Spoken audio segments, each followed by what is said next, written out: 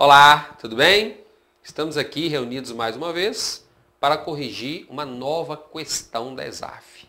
No nosso encontro de hoje, nós vamos corrigir uma questão que foi aplicada lá no concurso do Ministério de Desenvolvimento, Indústria e Comércio, mais precisamente a questão de número 39, lá da prova 2. E é o seguinte, hoje nós vamos abordar um assunto que é muito comum em questões de concurso da ESAF, que é o tema improbidade administrativa. E quando nós falamos de improbidade administrativa, gente, nós temos que ter em mente algumas informações que são essenciais para responder as questões de prova. Então, até mesmo antes de responder a questão 39, eu vou tecer algumas considerações iniciais para facilitar o seu raciocínio. Então, veja só. Existem algumas informações lá na Lei de Improbidade Administrativa, que é a Lei 8.429/92, que são cruciais, que são imprescindíveis para concurso público da ESAF. E de todas as bancas de uma forma em geral, né? Quais são as informações?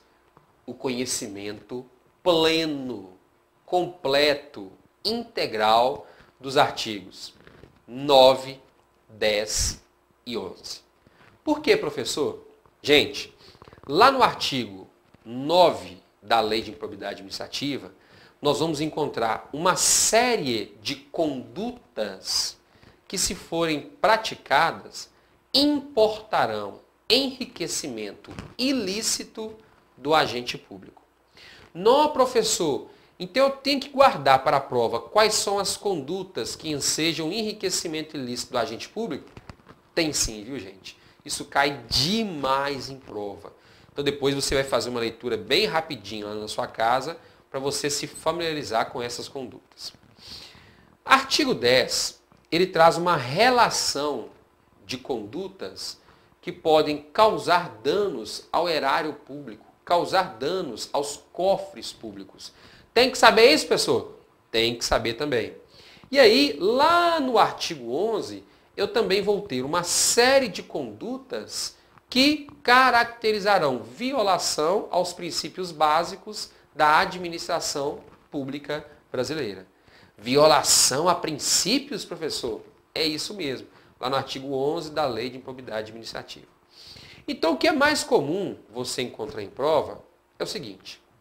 A banca, às vezes, pega uma conduta que está lá no artigo 9º, que importa enriquecimento ilícito do agente, e fala que aquela alternativa, que aquela conduta, se refere a uma do artigo 10, que causa dano, causa prejuízo aos cofres públicos. Só inverte, né? Então, por isso é que você tem que saber de cor e salteado. Porque se ocorrer essa inversão, você tem que saber identificar lá na hora da prova. Certinho? Gente, uma outra informação que é muito importante e que representa o entendimento do Superior Tribunal de Justiça, que tem sido reiterado nos últimos julgamentos, nas últimas decisões agora de 2012 e 2011. Olha só, o Superior Tribunal de Justiça entende que para se configurar ato de improbidade administrativa, é necessário que exista a demonstração de dolo ou culpa. Em outras palavras, não existe responsabilidade objetiva em relação àqueles que praticam atos de improbidade administrativa. Estão lembrados do negócio aí de responsabilidade objetiva, lá naquela parte de responsabilidade civil do Estado? Ah, estou lembrado, pessoal. Pois é. Quando você estudou responsabilidade civil do Estado, você leu, você viu, você ouviu o seguinte. Em regra, a responsabilidade civil da administração pelos danos que seus agentes causarem a terceiros é de natureza objetiva. Isto é, não é necessário comprovar dolo ou culpa. Isso significa responsabilidade objetiva. Não é necessário comprovar o dolo ou a culpa a fim de que a administração seja responsabilizada civilmente. Pois é, quando nós nos referimos à improbidade administrativa, já tem que ficar claro desde já o seguinte. Não há responsabilidade objetiva de agentes ou particulares que praticam ato de improbidade administrativa. Isto é, para que determinado indivíduo seja condenado pela prática de improbidade administrativa, é necessário que fique configurada uma conduta dolosa ou culposa. Como assim dolosa ou culposa, professor? Culposa é em caráter excepcional. Por quê? Olha só, o Superior Tribunal de Justiça entende que para ficar configurada uma conduta que importa em enriquecimento ilícito do agente público, é necessário que fique comprovado o dolo.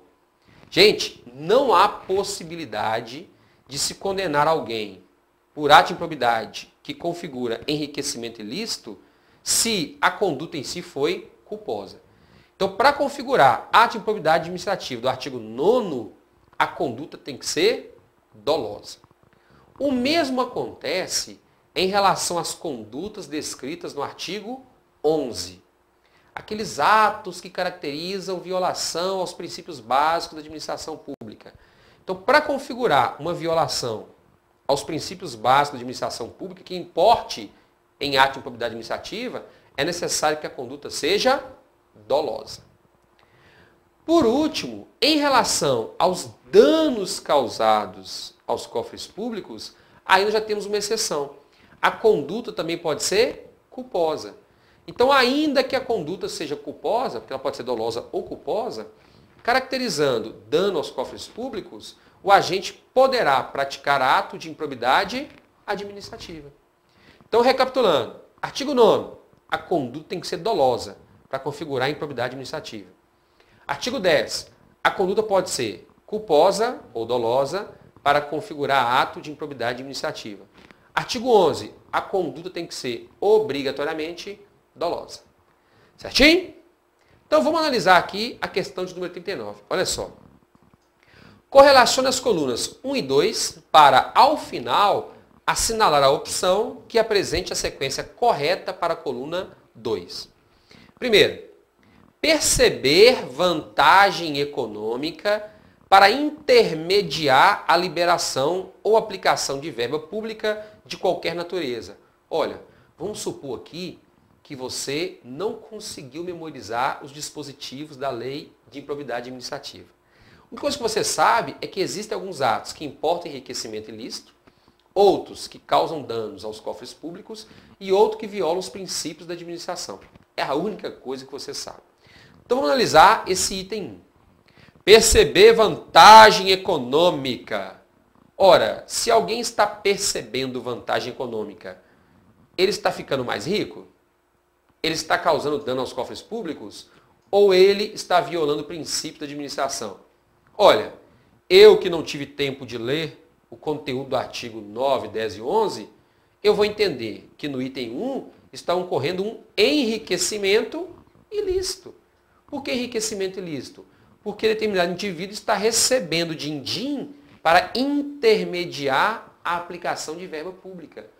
Ou seja, ele está ficando mais rico em virtude de uma conduta ilegal que ele está praticando. Então, enriquecimento ilícito.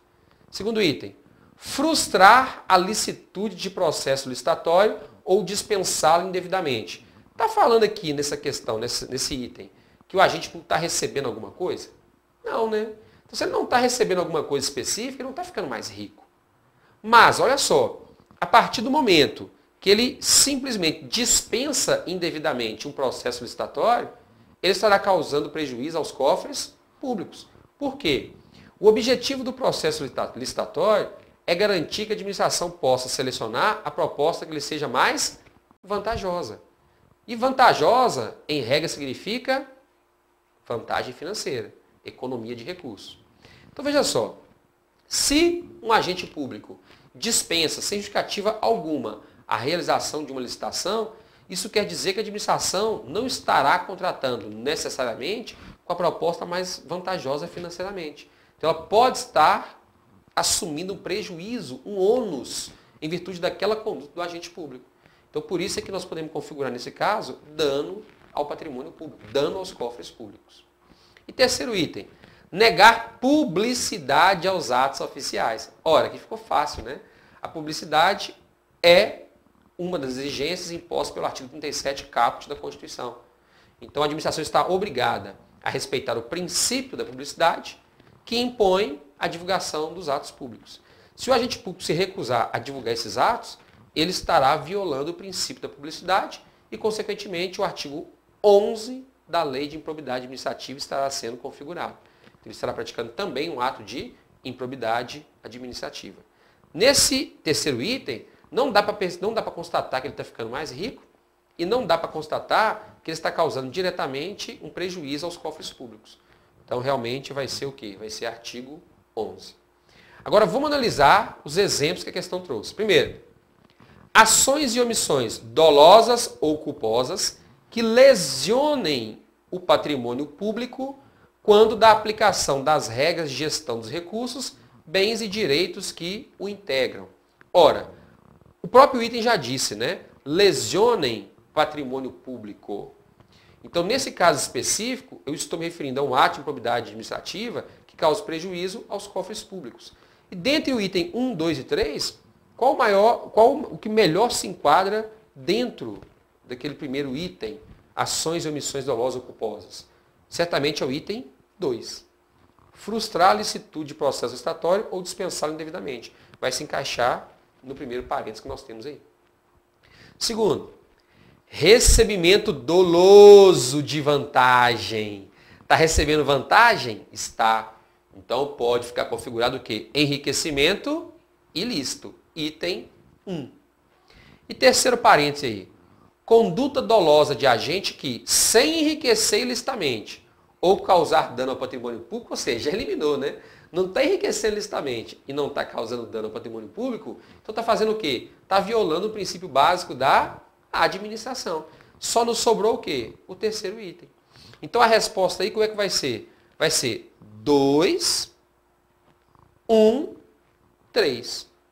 Letra C. Tranquilo, né, gente? Também achei muito fácil. Não deixe de fazer uma leitura da Lei 8.429/92, que é a Lei de Improbidade Administrativa. Mais precisamente sobre os artigos 9, 10 e 11. Ok? Foi um prazer revê-lo. Até a próxima. Tchauzinho.